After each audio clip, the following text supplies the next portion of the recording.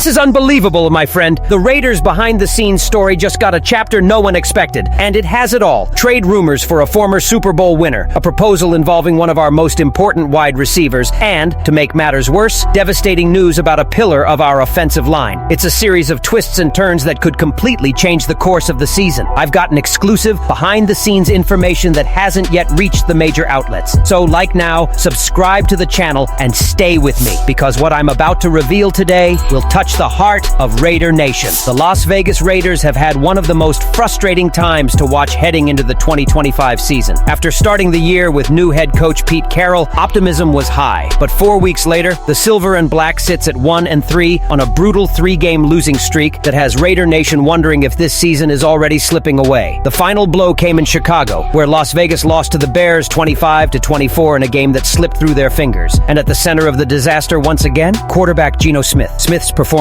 was nothing short of disastrous. Against Chicago, he threw 3 costly interceptions, bringing his season total to 7, leading the entire NFL in turnovers. His inability to protect the ball not only cost the Raiders games, but also put his starting position in jeopardy. That's why Sports Illustrated's Carl Rasmussen dropped a bombshell. The Raiders could be a potential destination for none other than former Super Bowl champion Russell Wilson. A mere mention of Wilson's return to play under Pete Carroll, his longtime coach in Seattle, stirred the league into a frenzy. Wilson's stint with the New York Giants was short-lived. After starting the first 3 games, throwing 3 touchdowns and 3 interceptions, he was replaced by rookie Jackson Dart. Dart led the Giants to their first win last Sunday, and it's clear that time is ticking without Wilson. This has made the 36-year-old a potential trade chip, and the Raiders are being touted as a suitor. But here's the dilemma. Should the Raiders even make the move? Wilson has a manageable 1-year contract, and without a role, could be an upgrade over Smith. However, there are risks. Giving up valuable draft capital for an aging quarterback with an expiring contract seems unwise, especially for a franchise seeking long-term stability under new general manager John Spytek. Remember, the Raiders already had the chance to sign Wilson this offseason, but opted for Geno Smith instead, a decision that now haunts them. Still, the Carroll-Wilson connection lingers like unfinished business. Could desperation lead the Raiders to take a risk, hoping Wilson has enough to salvage this declining season? And if the uncertainty in the offensive command is already a concern, off the field another big name could also be on the way out, further confusing the immediate future of the season. While the quarterback drama continues to dominate headlines in Las Vegas, another storm is brewing behind the scenes, and one that could be equally impactful for the franchise's future. Wide receiver Jacoby Myers, one of the Raiders' most consistent weapons, has reportedly requested a trade. So far, the front office has resisted the idea of moving him. But with the team at 1-3 and already clinging to slim playoff hopes, reality is setting in. Some tough roster decisions may have to be made sooner rather than later. According to Bleacher Report's Alex Kay, one possible trade scenario would be sending Myers to the Atlanta Falcons in exchange for a 4th-round pick in the 2026 NFL Draft. At first glance, that price seems almost insulting. After all, Myers has taken over the WR1 role since Davante Adams' departure and has been nothing short of reliable. In 4 weeks, he led the Raiders with 21 receptions for 258 yards on 33 targets, proving to be a steady hand in a terrible offense. For a unit that has struggled to find rhythm, Myers has been one of the only bright spots, and yet the situation may already be set. Myers is set to become a free agent after this season, and multiple reports suggest that Las Vegas has no intention of offering a lucrative extension. Allowing him to leave without compensation would be a disaster, and the Raiders front office knows it. From Atlanta's perspective, this move is a no-brainer. Pairing Myers with Drake London would instantly give rookie quarterback Michael Penix Jr. a dangerous duo at wide receiver, one capable of elevating the Falcons' passing game to playoff contention. So, is a 4th-round pick really enough for Myers? That's the million-dollar question. At first glance, it seems a bit much, especially considering that last year the Raiders only got a 3rd-round pick in the trade for Davante Adams, who was not only more talented, but also more talented. When a player like Adams only gets a 3rd-round pick, it's much more to expect than a 4th-round pick for Myers, especially considering a difficult contract situation. Anytime the contract is up, a new deal will also need to be negotiated, and that uncertainty reduces his trade value. But there's another aspect to this. Trading Myers wouldn't just be a matter of draft capital, it would also be a matter of opportunity. Rookie wideout Jack Beck, a 2nd-round pick this year, has barely seen the field. Against the Bears in Week 4, he logged just 5 snaps, leaving fans scratching their heads. Why draft him so high if he's not going to play? The coaching staff seems hesitant to throw him into the fire, but the truth is clear. Players don't develop on the bench. Beck has a skill set that mirrors Myers. Strong, physical, reliable in traffic. If the Raiders were to part ways with Myers, Beck could finally get a chance to showcase his skills, gaining invaluable valuable experience while the team is available if he can start in 2026. From a big picture perspective, the move makes sense. The Raiders are likely to contend this season, and keeping Myers only postpones the outcome. Moving him now not only gives the Raiders a mid-round pick to build around, but it also accelerates the growth of the younger players who represent the future. Yes, it would be painful to lose one of the few reliable veterans on offense, but sometimes the most painful moves are those that set the stage for future success. Let's be honest, Raider Nation has seen this happen before. Veteran after veteran comes in, delivers solid production, and then leaves without getting anything back. The front office can't afford to repeat the same mistakes. If the Raiders are serious about rebuilding the roster under Pete Carroll and general manager John Spytek, tough decisions like this will be allowed. Of course, it's not just about numbers and draft picks. Fans have built a connection with Myers. He's been a fighter, a guy who shows up every Sunday and gives his all on the field. Losing him would be painful, not just in terms of production, but also in terms of morale. However, football is a business, and business decisions don't always align with the heart. So here's the hard truth. If Atlanta once comes calling with a mid-round pick, the Raiders may have no choice but to accept the deal. Because as painful as this trade is, Raider Nation is about to feel an even bigger blow. One that comes not from trade rumors, but from the trenches, where the heart of the offensive line has just suffered a devastating blow. Just when you thought things couldn't get any worse for the Raiders, the football gods delivered another devastating blow. Star left tackle Colton Miller, the anchor of the offensive line, has officially been ruled out for at least 4 weeks after suffering an ankle sprain and a minor fracture during Sunday's game against Chicago. What was initially thought to be a minor sprain turned out to be much more serious after an MRI and CT scan revealed the true injury. NFL Network's Ian Rappaport broke the news, confirming that Miller has been placed on injured reserve. For the Raiders, this is nothing short of catastrophic. Miller is not only their best offensive lineman, but also the foundation of their pass protection unit, a unit that was already terrible at the best of times. Losing him means Geno Smith, or potentially Russell Wilson, should a trade happen, will now be operating behind an even weaker line, facing relentless pressure week in and week out. Coach Pete Carroll acknowledged the gravity of the situation, admitting that the team will need to be creative to fill the void. Stone Forsythe, who has barely played, is the next player to be brought in, but Carroll also hinted that Charles Grant will have an opportunity to prove himself. While both have shown flashes of brilliance, neither comes close to Miller's level of talent and leadership. The timing couldn't be worse. With a 1-3 record, the Raiders are already hanging by a thread and now have to go at least a month without their best lineman. The running game, which finally showed signs of life against the Bears, could falter again, and the passing game, already plagued by turnovers, now faces even greater challenges. Raider Nation, given all these issues, the uncertainty at the helm with Geno Smith and the possibility of Russell Wilson arriving, the trade rumors involving Jacoby Myers, and now the devastating loss of Colton Miller, do you believe the Raiders still have a chance to salvage their season? Or is it time to start thinking about a complete rebuild? Leave your opinion here, and don't forget to like and subscribe to the channel. I'll be back later to update you with the latest Raiders news.